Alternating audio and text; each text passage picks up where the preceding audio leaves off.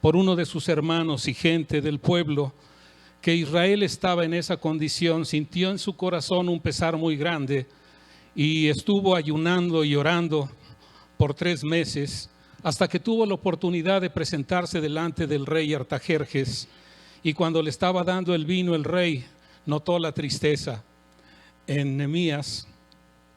Entonces él tuvo la ocasión de poner esta petición delante del rey: concede que pueda regresar a Jerusalén para edificar los muros y las puertas.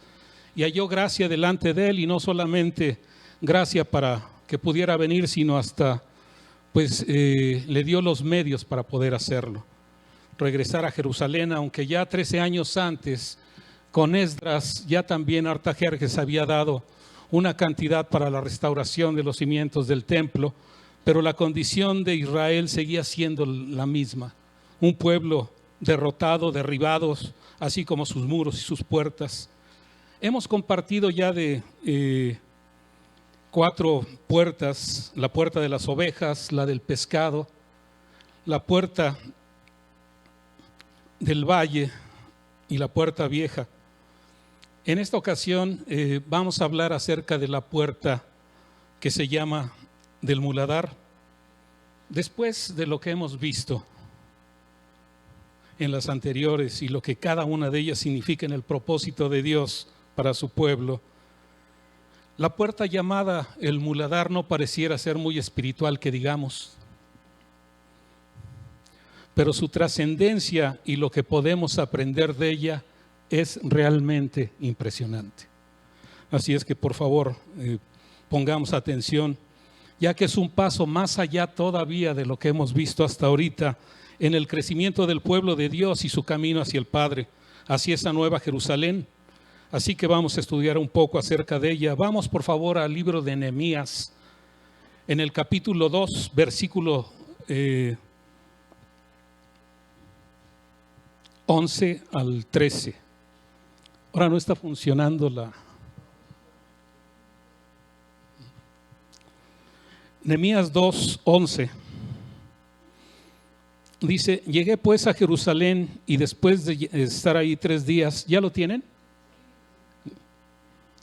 Dice: me levanté de noche yo y unos pocos varones conmigo, y no declaré a hombre alguno lo que Dios había puesto en mi corazón que hiciese en Jerusalén, ni había cabalgadura conmigo, excepto la única en la que yo cabalgaba. Y salí de noche por la puerta del valle hacia la fuente del dragón, y a la puerta de ¿dónde? Dice: y observé los muros de Jerusalén que estaban derribados y sus puertas que estaban consumidas por el fuego. Mira, es muy interesante que cuando llega Nehemías a Jerusalén no va directamente a ver las condiciones de aquello para lo que había pedido permiso al rey, sino hasta 3 días después, y sale de noche y sin avisarle a nadie. Pero lo más interesante, fíjate en esto, es que antes de comenzar la obra va al muro derribado de Jerusalén y va precisamente a la puerta del valle. La vez pasada vimos solo algo de lo que representa ir a la puerta del valle, esa puerta que da al torrente de Cedrón. Nehemías va a enfrentar una empresa bastante grande: la reconstrucción de los muros y las puertas de Jerusalén. Nehemías sabe que la obra que va a enfrentar va a tener mucha oposición y empieza a prepararse, pero de ahí, de la puerta del valle, dice que va a la puerta del muladar, y se puede dar cuenta en medio de la destrucción de todo esto, de la condición de su pueblo Israel, totalmente caída. Y después de esto, checa esto que es impresionante. Después de ver esa destrucción, Nehemías sabe por dónde tiene que empezar. Sabe por dónde tiene que comenzar la restauración. ¿Sabes por dónde? Lo vimos desde el principio. Por la puerta de las ovejas. Y fíjate cómo empieza. Nehemías 3:1.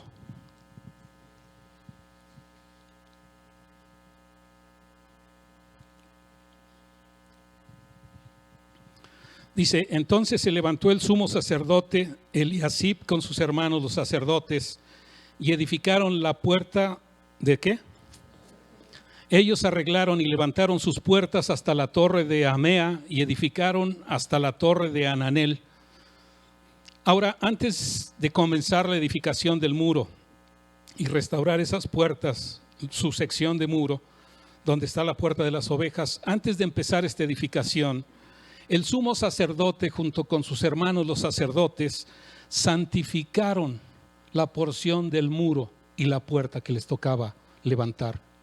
Esto significaba que todo lo demás que viniera después también sería santificado y dedicado a Dios. Esto comentamos la vez pasada, fue el resultado de Nehemías, de lo que tuvo ahí en la puerta del valle, pero después pasaría a la puerta del muladar, y esta es la quinta puerta de la cual estamos hablando ahorita. Te decía que después de lo que hemos visto con esas 4 puertas anteriores, lo que significan y lo que pudimos aprender de ellas, tan solo el oír la puerta del muladar como que no es muy edificante que digamos, pero Dios no se equivoca. Dios no se equivoca, ya que es una puerta con una trascendencia que vamos a ver un poco más adelante. Nehemías 3:13 dice: la puerta del valle la restauró Hanún con los moradores de Zanoa. Ellos reedificaron y levantaron sus puertas con sus cerraduras y sus cerrojos y 1000 codos del muro. ¿Hasta dónde? Dice: reedificó la puerta del muladar Malquías, hijo de Recab, gobernador de la provincia de Bet-Akerem. Él la reedificó y levantó sus puertas, sus cerraduras y sus cerrojos. Bueno, para comenzar, la puerta del muladar, ¿quién sabe qué significa muladar? ¿Qué es un muladar? ¿Qué es un muladar? ¿Qué es un muladar? No le saques. Un muladar es un lugar a donde está lleno de estiércol. Ese es un muladar, a donde llevaban todo el desecho de los caballos, todo lo de los asnos. Eso es un muladar. Esta puerta también es llamada precisamente del estiércol. Se llamaba así ya que era el lugar donde sacaban los animales muertos. Y el estiércol que había en toda la ciudad era un lugar donde se depositaba toda la basura. Los animales muertos, las cenizas de los sacrificios que se generaban aún en el lugar sagrado. Aún en el lugar sagrado se generan cenizas que hay que sacar y sacarlas de la ciudad. Te vas a dar cuenta por qué está puesto esto así. La ciudad y los muros y Jerusalén representan tu alma. Representa lo que nosotros somos. Así que esta puerta era utilizada para eso. Todo lo que se generaba en el lugar santo era tirado también ahí para después sacarlo. Esta puerta estaba colocada en un lugar estratégico, ya que después de lo que ponían ahí, si los vientos venían en contra, podían meter todo eso a Jerusalén. ¿Han olido aquí cuando queman no sé en dónde alguna cosa que viene un aroma impresionantemente gacho? Bueno, ellos cuidaron eso, que todo esto no viniera por ahí. Se le conoce también como la puerta de los tiestos o del estiércol. Era un lugar, por decirlo así, donde se procesaba la basura, se separaban y se molían los huesos. Se molían todos los huesos para hacerlos cenizas y era sacado todo por esa puerta. Y oye esto, ya que es muy importante, esa puerta era exclusivamente para sacar basura, no para meter absolutamente nada por ella. Cuando vimos la puerta de las ovejas nos dimos cuenta que esta es la única puerta que no tiene cerrojos, porque puedes entrar y salir a ese valle que el Señor te dice, a esos pastos, puedes entrar y salir. Pero la puerta del muladar es una puerta con cerrojos y candados que tiene que permanecer así. Ahora tú dirás, pero ¿esto qué tiene que ver con nosotros? Ahí te va. Recuerda que todas estas puertas representan el avance en el caminar y el crecimiento del pueblo de Dios conforme a su propósito eterno. Y de alguna manera también representan los lugares por donde pasamos o estamos.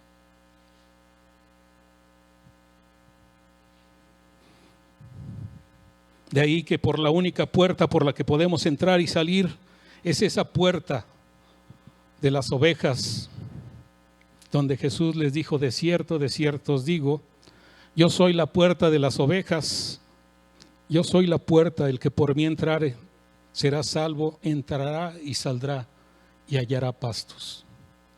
Una puerta por donde podemos entrar y salir, hallar buenos pastos, una puerta sin cerraduras ni cerrojos. La salvación, te decía, disponible aún antes de que el Señor venga. Hablamos de esas tres puertas en una sola sesión, lo dije muy rápido, que son el plan inicial del propósito de Dios, la salvación. Y anteriormente hablamos de la puerta del valle, las pruebas, las batallas. ¿Recuerdan esa parte? Ya al último, ya sé que casi nunca recordamos nada, pero ¿recuerdan aquella parte en Primera de Samuel 21, donde hablamos cuando el rey David va y se encuentra con el sacerdote Ahimelech, cuando él va huyendo de Saúl? Eso está en Primera de Samuel 21. Dice que va David, vino a Nob al sacerdote Ahimelech, y Ahimelech se sorprendió de ese encuentro y le dijo: ¿cómo es que vienes solo? O sea, era tremendamente peligroso sin siquiera que te fueran persiguiendo, y más trayendo gente de Saúl atrás de él. ¿Por qué es que vienes solo y nadie viene contigo? Y responde el rey David que pues tiene una misión muy especial de parte de Saúl y que pues tuvo que salir deprisa. Y le pregunta que si tiene algo de comer porque dejó a sus hombres en otro lugar. Ahimelech le dice que no tiene nada, solamente los panes de la proposición, aquellos que acababan de quitar para poner los panes calientes nuevos. Dice: no tengo nada, pero si ustedes se han guardado en estos días, bien pueden comerlo. Dice: tenemos 2 días que salimos, así es que nuestros vasos están limpios. Entonces les da el pan, pero en lo que están haciendo eso, dice que voltea David y ve a una nonita que era uno de los principales de los pastores de Saúl. Entonces David sabe de lo que se trata y le dice a Ahimelech: ¿tienes alguna lanza o espada en este lugar? Dice: porque por la premura con la que salí no pude tomar ninguna. Y le dice a Ahimelech que solo está la espada de Goliat envuelta en ese lugar. Dice: si la quieres, tómala. Entonces dice David esto: ninguna como esta, ninguna como esta, dámela. Esta era una espada muy grande, pero checa esto. Es cierto que David había bajado a los valles y peleado muchas batallas y salido victorioso de ellas. Y no te vayas a desanimar con esto. Pero no es lo mismo ganar algunas batallas que ganar la guerra. A veces nosotros pensamos cuando tenemos algún logro que ya la hicimos y solamente es un paso en el proceso que llevamos. No es lo mismo ganar algunas batallas que ganar la guerra, ya que las batallas que venían para David eran aún mayores. Ya no son solo contra la gente que hay en el mundo, sino contra lo que hay dentro de él. Las batallas que tú enfrentas ahora no es nada más lo que tú ves en el mundo y lo que estamos viendo todo el tiempo. Las batallas que vas a enfrentar o que estamos enfrentando son contra las cosas que están dentro de nosotros. Toda esa basura que hay en nosotros. Oímos la palabra muladar o inmundicia y es desagradable. Pero cuando tú ves a los profetas Isaías, Jeremías y todos los grandes profetas hablaron impresionantemente acerca de la inmundicia. En el Nuevo Testamento, cuando vino Cristo, habló profundamente acerca de esto. Y después Pablo tiene una disertación tremenda a lo largo de sus cartas. Ya no son las batallas contra lo que hay en el mundo nada más, sino también contra nosotros mismos. Lo que en nosotros hay y que tiene que ser combatido. Así que necesita haber mejor armamento físico y espiritual. A veces, hermano, pudiéramos pensar que como hemos llegado hasta aquí, algunos dirán, es que ya llevo 40 años como cristiano. Yo llevo 30, yo llevo 15.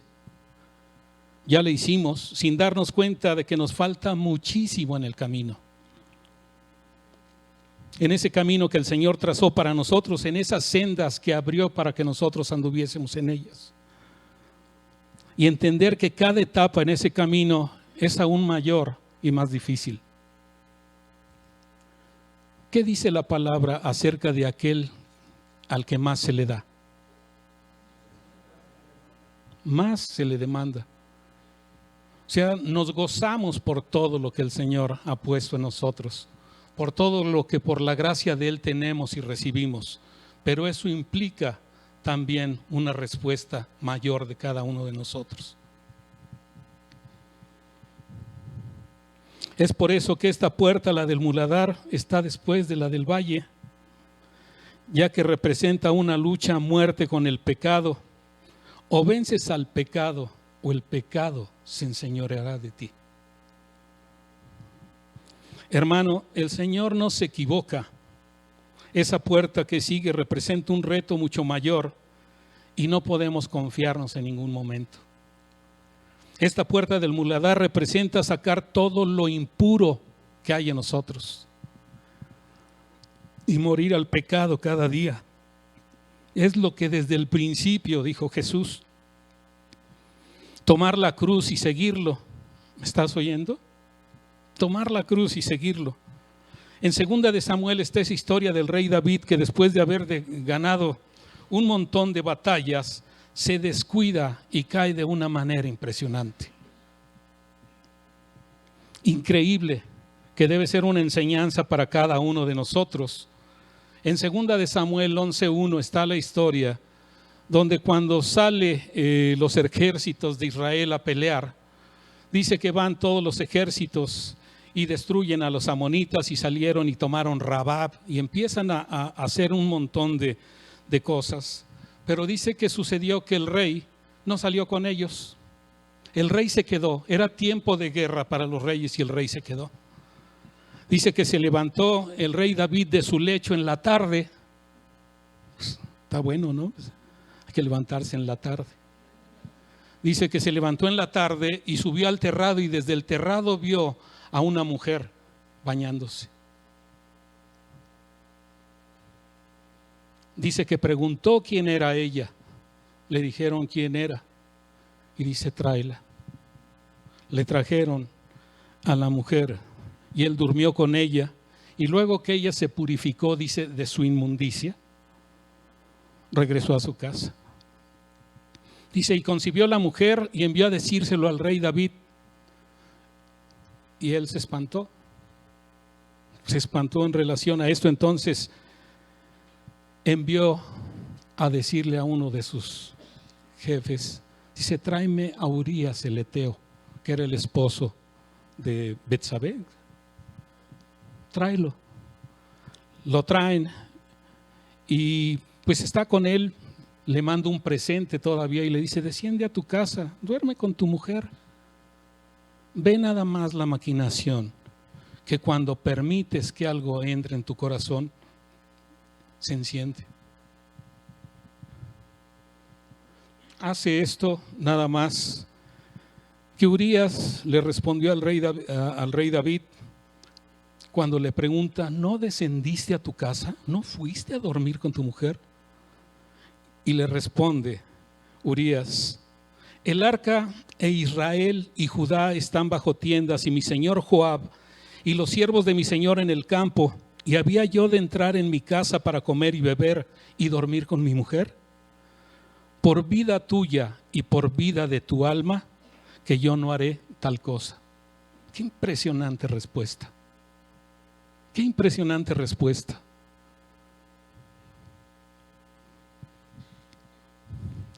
David le dice, quédate conmigo otra vez. Hace fiesta y le da vino. Dice, no, pues en ese estado sí va a ir.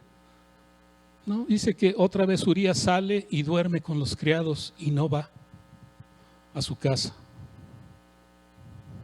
Hasta que el rey le dice a un siervo, ya lo manda de regreso, y le dice un siervo, pon a Urías al frente de la batalla, de lo más fuerte. Entonces, son órdenes del rey, hay que cumplirlas. Entonces, aquel al que le dio la instrucción lo pone al frente donde están todos los valientes y matan a Urías. Cuando dan el parte a David, dice, cuando le estés diciendo al rey lo que pasó, te va a reclamar por qué hicimos esto. Cuando te diga esto, nada más dile, ¿y tu siervo Urías murió? Entonces el siervo da la noticia y llega un momento en el que le dice, y los más valientes se acercaron al muro, y se enoja sobremanera David. Dice, ¿qué no sabías lo que hacen ellos cuando te acercas al muro? ¿No una mujer aventó una rueda de molino y mató a uno de los capitanes? ¿Por qué hicieron eso? Y le dice el siervo, pero también Urías murió.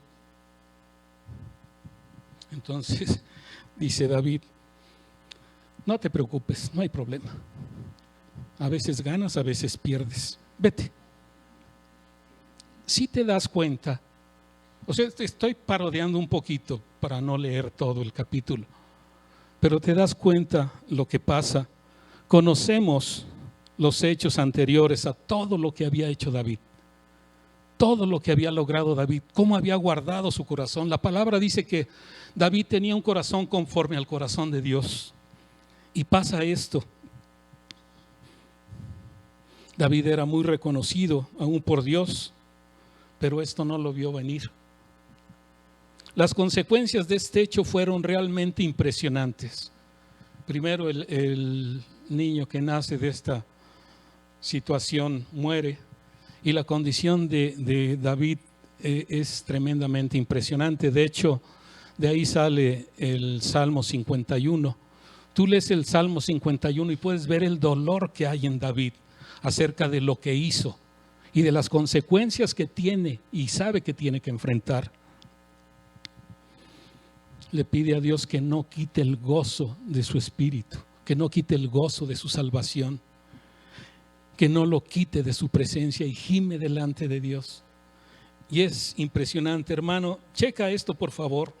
David, un hombre conforme al corazón de Dios, abrió esa puerta y dio oportunidad al pecado en su vida, y se enseñoreó de él. Hermano, es necesario mantener esta puerta del muladar cerrada después de sacar esa inmundicia. Antes de sacar todo aquello que tenemos, cerrarle nuestras vidas, ya que en ese tiempo esa era la función de esa puerta. Solamente la abrían para sacar cosas y no podías meter absolutamente nada por ella. Se cerraba con candados y cerrojos hasta volverla a usar solo con un fin, sacar toda la inmundicia. Nehemías, al ver la puerta del valle y esta puerta del muladar derribadas y quemadas, pudo entender y ver la condición de su pueblo de Israel, y solo había una forma de comenzar la edificación: por la puerta de las ovejas. Cuando nosotros venimos a Cristo, entramos por esa puerta. Hermano, yo sé que hemos caminado ya un tramo alrededor de estas puertas, aunque no nos hemos dado cuenta. Pero no podemos descuidarnos un solo momento, aun cuando ya hayamos sacado parte de esa basura que había en nosotros. Hay que mantener esa puerta cerrada con sus candados y seguros. Checa esto. Esta puerta representa el alma y es necesario trabajar en ella. Se ha hablado aquí mucho acerca de eso. porque es ahí donde se guardan todos los vicios, todas las intenciones, esas costumbres raras que tenemos, todos esos pensamientos, todo aquello que en el mundo fuimos aprendiendo y guardando. Fuiste aprendiendo y guardándolo. Incluso desde generaciones anteriores, desde tus padres, desde tus abuelos, y quién sabe cuántas generaciones atrás. Y que tenemos que sacar, porque es ahí donde también se encuentran las emociones y los sentimientos. Estaba viendo un comentario que hacían no recuerdo exactamente en dónde, acerca de cómo está el cerebro de los mexicanos, porque a veces no entendemos por qué elegimos alguna cosa o por qué estamos como estamos. Dice que la parte del cerebro del mexicano está una parte que es la más grande desarrollada, es a donde tenemos las emociones, pero la parte analítica de nosotros es más pequeña. Entonces, muchas de las cosas que hacemos, la mayoría de las cosas que hacemos es por lo que sentimos, es por lo que está en nuestra alma, en nuestro sentir, todo aquello que en cierta medida permitimos que el enemigo ponga en nuestra vida y que de alguna manera todavía andamos en ellos, en esas obras de la carne. Se le ha dicho mucho a los jóvenes y a todos que, por ejemplo, algo que se mueve durísimo ahora es la pornografía, que no se permitan eso, porque es algo que cuando se mete cuesta un trabajo impresionante y tal vez lo tengan ahí todo el tiempo. No podemos permitir todo eso. Tal vez me dirás, pero ¿cómo te atreves a decir eso? ¿Qué no ves lo que somos y lo que estamos haciendo ahorita? ¿Hasta dónde hemos llegado? ¿Sí? Por supuesto que veo un fruto en cada uno de nosotros. Sería necio negarlo, pero ¿sabes qué? No es suficiente. No es suficiente. Mira esto, checa esto. Una de las primeras cosas que el Señor Jesús hizo después de haber hecho esa primera señal de las 7 señales que hay en Juan, el convertir el agua en vino, que representa una vida nueva y la resurrección. Lo siguiente que hizo el Señor Jesús fue ir al templo. Fue ir al templo.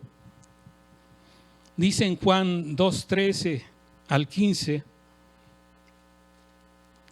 estaba cerca la Pascua de los judíos y subió Jesús a Jerusalén y halló en el templo a los que vendían bueyes, ovejas y palomas y a los cambistas ahí sentados, y haciendo un azote de cuerdas echó fuera del templo a todos y las ovejas y los bueyes, y esparció las monedas de los cambistas y volcó las mesas, y dijo a los que vendían palomas: quita esto, quiten esto, y no hagan de la casa de mi padre casa de mercado.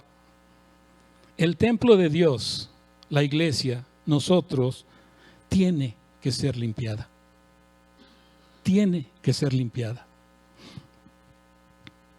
Y sacar toda esa basura que aún hay. Una pregunta: ¿qué hacían en los tiempos de Jesús con los leprosos? De inmediato que detectaban que alguien estaba con el problema de la lepra, dice que lo sacaban de la ciudad.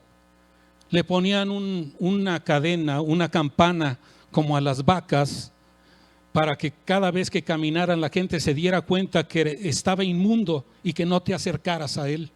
Y no podían regresar a Israel hasta que estuvieran 100% limpios. ¿Por qué? Porque la casa tiene que estar limpia. No debe de haber impureza.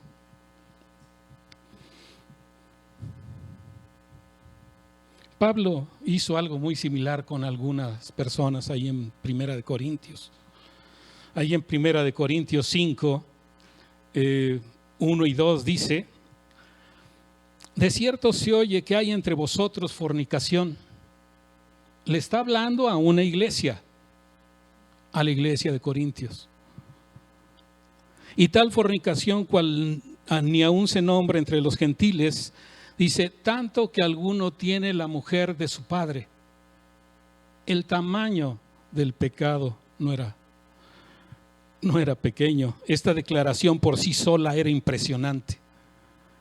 Y no solo eso, sino que el pueblo lo toleraba. Y Pablo les decía, ustedes están envanecidos, ¿no debieran más bien haberse lamentado para que fuese quitado de en medio de ustedes el que cometió tal acción? Y les da una sentencia. 5. El tal sea entregado a Satanás para destrucción de la carne, a fin de que el espíritu sea salvo en el día del Señor Jesús. Esto tiene un significado impresionante. La destrucción de la carne con el fin de que el espíritu viva para cuando el Señor venga. No quería destruirlo, quería salvarlo. Pero la iglesia a veces se maneja de una manera rara. En el 6 dice, no es buena vuestra jactancia, ¿no saben que un poco de levadura leuda toda la masa? Y en el versículo 11 dice, más bien les escribí que no se junten con ninguno que llamándose hermano fuere fornicario, avaro, idólatra o maldiciente o borracho, ladrón. Dice, con el tal que ni aun comas, con el tal ni aun comas. Desde el Antiguo Testamento Dios dio mandamientos en relación a la purificación del pecado. Toda esa cantidad de ofrendas, ¿se acuerdan cuando Juan estuvo hablando de las ofrendas? Fueron muchos meses. La mayoría de esas ofrendas eran por el pecado. Eran por el pecado, por aquello que el pueblo había dejado que pasara en su vida, por desobedecer las instrucciones del Señor.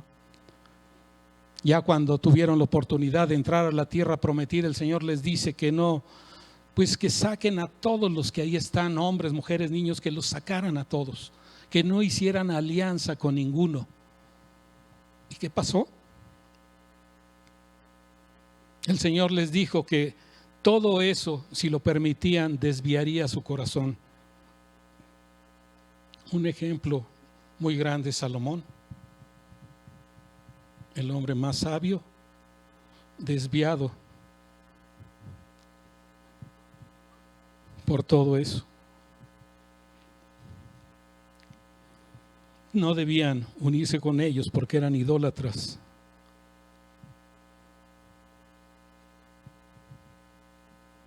Ya en el Nuevo Testamento fue un llamado a todos los escribas y fariseos que proclamaban una cosa y hacían otra. Hay una cita de parte del Señor Jesucristo que a la luz de lo que estamos viendo realmente me impactó. Y como siempre es algo que ya hemos leído muchas veces. Ya hemos leído muchas veces y está ahí en el Evangelio de Mateo, donde el Señor se lamenta por la condición de aquellos que debían ser ejemplo de todos, de todo el pueblo de Israel. Y dice ahí en Mateo capítulo 23, vamos ahí, Mateo 23, 27.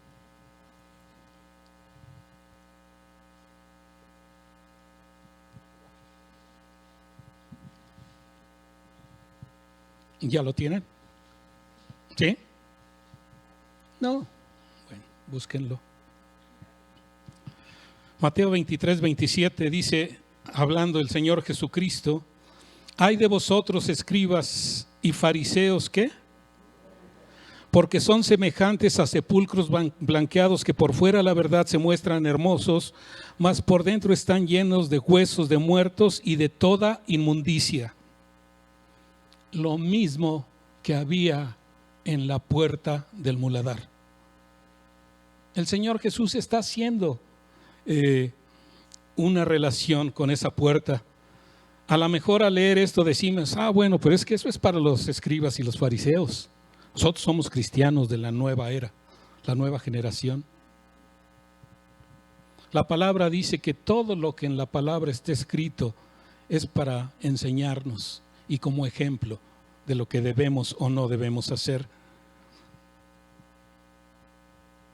o en lo que podemos caer, y nos previene. Acuérdate, hermano, que los pensamientos de Dios son mucho más altos que tus pensamientos. Los pensamientos de Dios son mucho más altos que nuestros pensamientos. Dice Proverbios 30:12, hay generación impía, dice, en su propia opinión.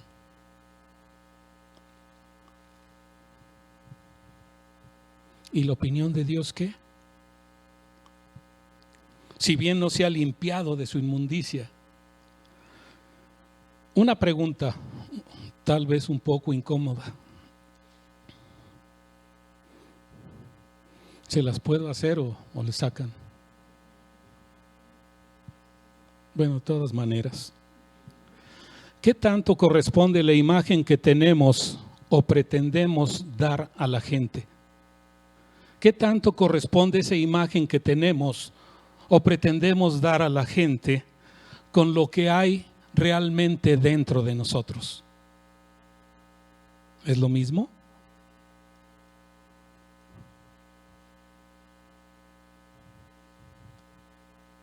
¿Corresponde? ¿Qué tanta basura tenemos que sacar cada uno de nosotros todavía? Otra cita en Mateo, son esos 7 ay también que dice el Señor. Ay de ustedes, escribas y fariseos, y les dice, prepara uno chiquito y luego les da 7 directos. También está en Mateo 23, 25 y 26. Esto también lo pronuncia contra los fariseos. Mateo 23, 25 dice, ay de vosotros, escribas y fariseos, hipócritas, porque limpian lo de fuera del vaso y del plato, pero por dentro están ¿qué? Por dentro están llenos de robo y de injusticia. Ellos se consideraban justos. Los escribas y los fariseos se consideraban justos.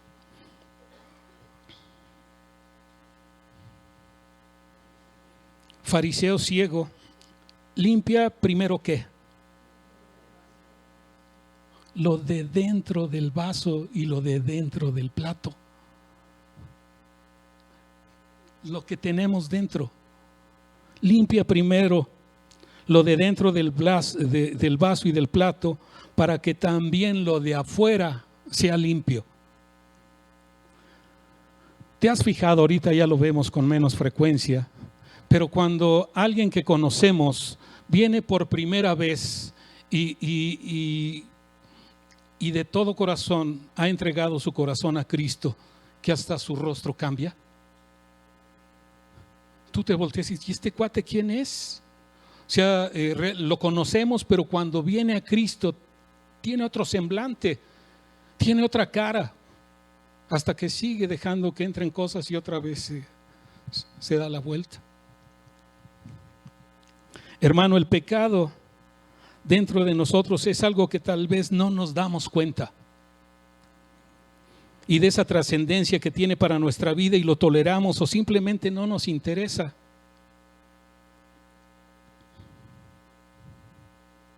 Y somos como los que en Estados Unidos llaman acumuladores. No los acumuladores de los coches, sino los que acumulan basura y cosas inservibles. ¿Alguien ha visto esos programas? Es gente que está enferma, que empieza a guardar cosas en su casa. Cosas, pero ellos llegan a un nivel tan grande que ya el tratar, cuando el Estado quiere hacer algo para ayudarles a sacar la basura de su casa, es un choque impresionante. Y muchos de ellos nunca salen, se quedan ahí. Hay un ejemplo de un señor que tiene una casa grandísima y un patio de hectáreas, y tiene su casa literalmente llena. O sea, él no puede entrar a la casa por tanta basura que hay. Yo creo que la última que metió, abrió rápido la puerta, la aventó y cerró para que no se saliera todo. O sea, está toda la casa completa. Entonces él vive en un remolque en el jardín, pero tiene varios remolques y varios coches. Todo lleno de basura. Cuando viene el Estado y su familia para decirle que lo saquen, hay un choque con ellos. No pueden hacerlo. Les van quitando una cosa y lloran. ¿Qué tanto de lo que hay en nosotros no podemos sacarlo? ¿Te has cambiado alguna vez y te has dado cuenta de todas las porquerías que hay en tu casa? Cuando nosotros nos cambiamos a esta última casa en la que estamos, llevábamos 2 años ya viviendo ahí y de pronto vemos unas cajas que nunca habíamos visto. Eran cosas que teníamos, que eran de nosotros, que nunca las necesitamos, pero estaban ahí. Basura. Basura. Ellos no comenzaron con grandes cantidades. Ellos no llegaron con un camión y lo metieron a su casa con toda esa basura. Empezaron con poquito. Hasta llegar a extremos impensables. En el caso de la iglesia y en nuestras vidas sabemos que poca levadura, poco pecado, leuda toda la masa. Poco pecado leuda toda la masa.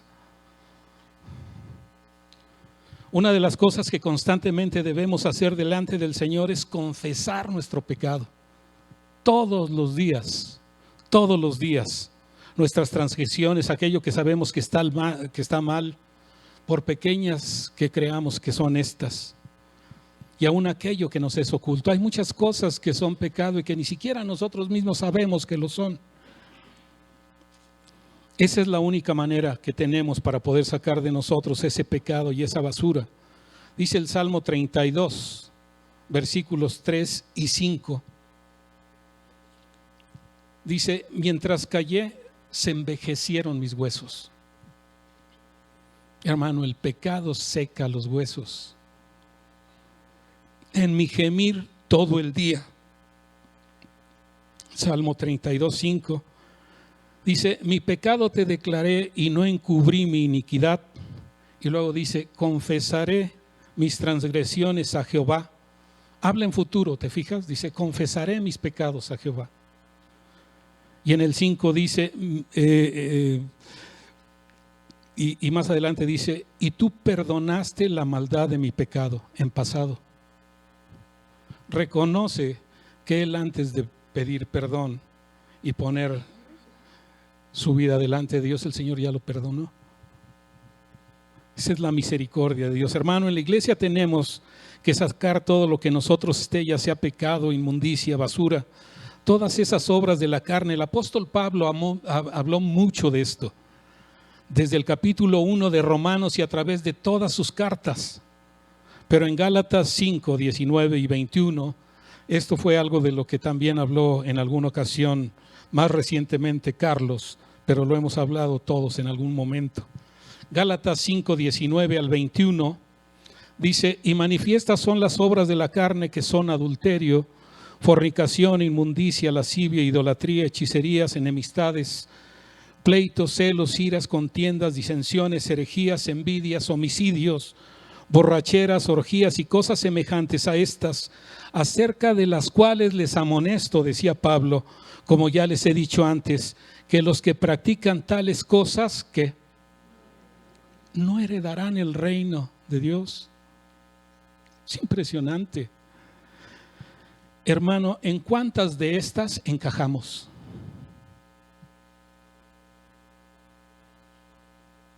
En varias.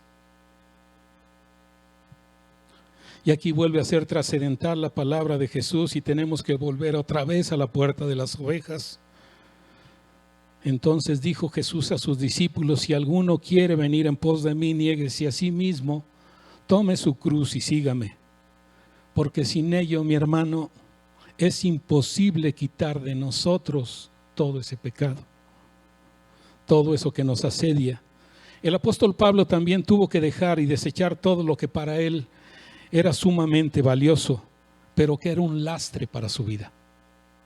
Sí sabes que es lastre, ¿no? En los barcos son sacos de arena que después tienen que ir tirando para poder avanzar. Él tuvo que sacar todo eso de él para seguir en el camino que el Señor había trazado en su vida como un instrumento escogido para llevar su palabra y dar testimonio de ella con su propia vida. Dice en Filipenses, esto está un poco largo, pero pues ya lo sabemos, es a donde Pablo dice que si alguno tiene de qué gloriarse, él tiene más que todos los demás.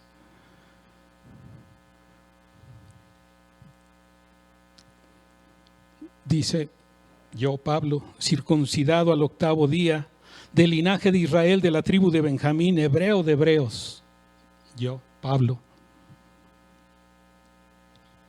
En cuanto a la ley, fariseo; en cuanto a celo, perseguidor de la iglesia; y en cuanto a la justicia que es en la ley, irreprensible. Y aquí viene lo bueno, el fruto de esa comunión con Cristo. Pero cuantas cosas eran para mí ganancia, las he estimado como pérdida por amor de Cristo, y ciertamente aún estimo todas las cosas como pérdida por la excelencia del conocimiento de Cristo Jesús, mi Señor, por amor del cual lo he perdido todo. Y lo tengo, ¿por qué? Por basura. Por basura, para ganar a Cristo. Hay una parte en el Evangelio de Juan, capítulo 13. Vamos ahí, por favor.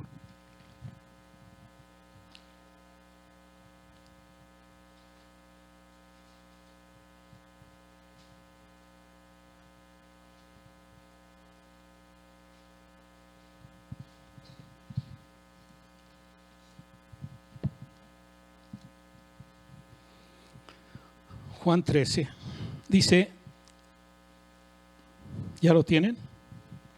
Dice, antes de la fiesta de la Pascua, sabiendo Jesús que su hora había llegado para que pasase de este mundo al Padre, como había amado a los suyos que estaban en el mundo, los amó, ¿qué? Hasta el fin. Dice en otras versiones, los amó hasta lo sumo, hasta lo último. Y cuando cenaban, como el diablo ya había puesto en el corazón de Judas Iscariote, hijo de Simón, que le entregase, sabiendo Jesús que el Padre le había dado todas las cosas en las manos y que había salido de Dios y a Dios iba, se levantó de la cena y se quitó su manto y tomando una toalla se la ciñó. Cuando terminan de cenar, era la fiesta de la Pascua, eran 7 días. Era el jueves de esa semana, lo que sería el jueves para nosotros. Dice que termina de cenar y él se levanta y se quita el ropón, o sea, se quita la ropa y se queda como una pijamita que siempre traían abajo, el chitón se llama, y se queda con el puro chitón. El chitón era lo que tenía Pedro cuando el Señor los vio, que les tenía preparados unos pescados, y dicen que Pedro se puso la ropa y se aventó al mar. No estaba desnudo, tenía el chitón. Eso era lo que hacían los siervos cuando lavaban los pies de la gente, los pies de sus amos. Dice que el Señor Jesús se quita el ropón y se queda solamente con el chitón y se ciñe una toalla. Dice, luego puso agua en un lebrillo y comenzó a lavar los pies de los discípulos y enjugarlos con la toalla con que estaba ceñido. Esto era una práctica cotidiana. El Señor Jesús no inventó esto, ya era algo que se practicaba en el Oriente. Si en Occidente alguien hiciera eso o te lo hiciera a ti, pues hasta encogerías los pies, ¿no? Te daría mucha pena que alguien viniera y te quisiera lavar los pies. Pero era algo común, porque en ese tiempo la gente caminaba con sandalias y cuando llegaba a algún lugar, pues como una costumbre y como una atención, pues el anfitrión o los sirvientes del anfitrión le lavaban los pies. Nunca el maestro lavó los pies de algún discípulo. Eran los discípulos los que lavaban los pies del maestro, siempre, como una señal de respeto. Y aquí lo hace el Señor Jesús al revés. Dice, entonces vino Simón Pedro y le dijo, Señor, ¿tú me lavas los pies? O sea, ¿tú a mí me lavas los pies? Respondió Jesús y le dijo, lo que yo hago tú no lo comprendes ahora, mas lo entenderás después. Esto lo hemos utilizado muchas veces en un contexto tal vez diferente. Eso de lo entenderás después es cuando el Señor Jesús resucitó. Los discípulos se acordaron que había dicho esto hasta que resucitó. Lo entendieron después. Pedro le dijo, no me lavarás los pies, ¿qué? Jamás. Fíjate en esto. Pedro le estaba diciendo, hágase mi voluntad y no la tuya, Señor. No me lavarás los pies jamás. Pedro no sabía la trascendencia que eso tenía y la enseñanza que había en ello. El problema con los discípulos en ese tiempo es que ellos pensaban que el Señor Jesús iba a instalar un reino terrenal y ellos querían ser capitanes y generales. Entonces se peleaban por el primer lugar.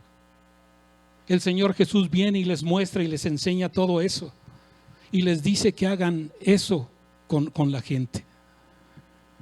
Mucho de lo que nosotros tenemos como estorbo es que queremos tener algo especial en la iglesia.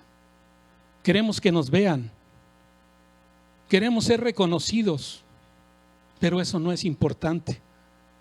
Lo importante es que hagamos lo que Jesús dijo, que podamos servir a los demás. Pero esto tiene una trascendencia todavía aún mayor, mucho más grande.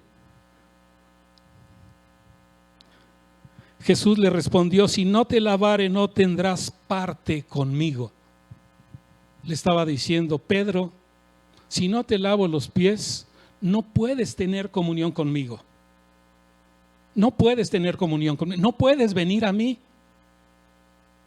Si no te lavares los pies, no puedes venir conmigo. Hermanos, en ese tiempo cuando había una boda importante, lo que se hacía era que los invitados se bañaban. Pues en ese tiempo, con toda esa ropa, pues te tenías que bañar. Aquí, pues a lo mejor nos damos una manita de gato y así vamos, ¿no? No, allá se bañaban. ¿Por qué? Mira, le dice el Señor, le dijo Simón Pedro cuando el Señor le dice eso, no tendrás parte conmigo. Entonces el Señor Pedro le dice, pues llégale, Señor, todo completito, báñame todo. Y le dice algo que a lo mejor no hemos entendido. Le dice, el que ya está limpio solamente es necesario que se laven los pies. Te decía que en ese tiempo cuando había una boda, pues toda la gente se bañaba. Cuando llegaban a la boda, lo único que tenían que hacer al entrar era que les lavaran los pies y ya estaban. Hermano, que cuando venga el Señor Jesús, estemos bañados. Que nada más tengamos que lavarnos los pies y poder entrar a las bodas. Amén.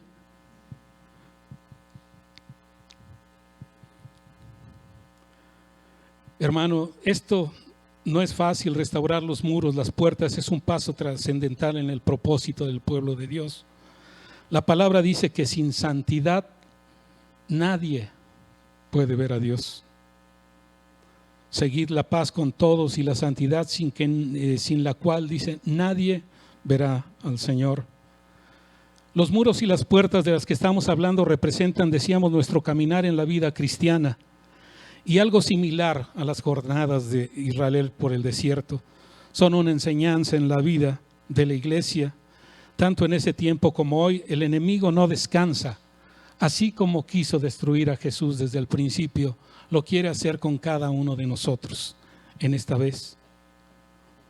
Y pone obstáculos cada vez mayores.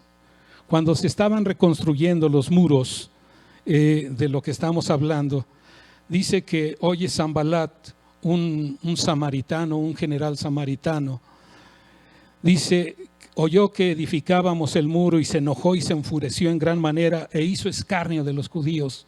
Cuando tú quieres hacer algo, cuando estás construyendo algo en Cristo, el enemigo va a venir y te va a amedrentar. Va a venir y poner cosas delante de ti. Dice, y habló delante de sus hermanos y del ejército de Samaria y dijo, ¿qué hacen estos débiles judíos? ¿Se les permitirá volver a ofrecer sacrificios? ¿Acabarán en un día? ¿Resucitarán de los montones del polvo las piedras que fueron quemadas? Se burlaban.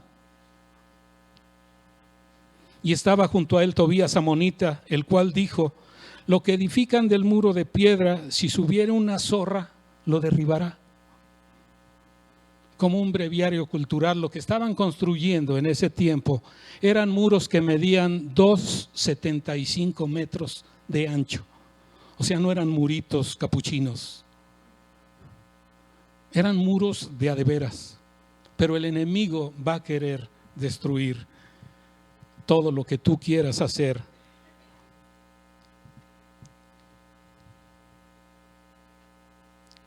Él pone obstáculos cada vez. Las batallas en esta puerta, te decía, ya no son contra los enemigos de afuera nada más, sino contra lo que tienes adentro, con lo que tenemos cada uno de nosotros adentro. Contra eso tenemos que pelear. Todo eso que hemos permitido y que ha envenenado nuestras vidas. Pablo mismo decía en Romanos 7, 17 y 18, de manera que ya no soy yo quien hace aquello, sino el pecado que mora en mí. Y yo sé que en mí, esto es en mi carne, no mora el bien, porque el querer el bien está en mí, pero no el hacerlo. El pecado, todo lo que el apóstol Pablo llama las obras de la carne, son esa basura que tenemos que sacar por esa puerta y cerrarla con candados y cerrojos para poder seguir avanzando en aquel camino que todavía tenemos por delante hasta que nuestro Señor Jesucristo venga. Amén. Quisiera terminar con un versículo que me motivó mucho mientras estaba preparando esto, lo que alcanzamos a ver hoy, que alguien subió a Face y quise también compartirlo, y él también está compartiendo, o ella. Dice en Romanos 13, 12, vamos ahí por favor.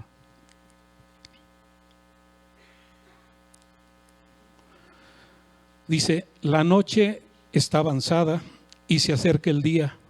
Desechemos pues las obras de las tinieblas y vistámonos, ¿qué? Las armas de la luz. Dice, andemos como de día honestamente, no en glotonerías y borracheras, no en lujurias y lascivias, no en contiendas y envidia, sino vístanse del Señor Jesucristo y no provean para los deseos de la carne. Amén. Señor Jesús, bendecimos tu nombre. Glorificamos tu nombre, Señor, y clamamos por tu presencia en la vida de cada uno de nosotros. Señor, ayúdanos. Ayúdanos, que podamos ir delante de tu presencia, Señor, y poner nuestras peticiones delante de ti en toda oración y ruego, Señor, sabiendo que tú nos oyes y pondrás, Señor, nuestros pensamientos y nuestros corazones en Cristo Jesús. Quita de nosotros, Señor, el seguir haciendo aquellas cosas que cada uno hacemos. Señor, tú en Revelaciones, en Apocalipsis, le decías a las iglesias, yo conozco tus obras, Señor. Tú conoces lo que hay en cada uno de nosotros. Ayúdanos, Señor, a sacarlo, a quitarlo de nuestra vida. Límpianos, Señor, con tu sangre. Tú nos has lavado, Señor, con esa preciosa sangre y clamamos el día de hoy, Señor, que lo sigas haciendo. Te bendecimos, Señor, y glorificamos tu nombre. Y te damos la gloria porque solo tú, Señor, eres Dios en los cielos, en la tierra y debajo de la tierra. Y no hay nadie, Señor, como tú, porque solo tú eres Dios. Bendito sea tu santo nombre. en el nombre de Cristo Jesús. Amén.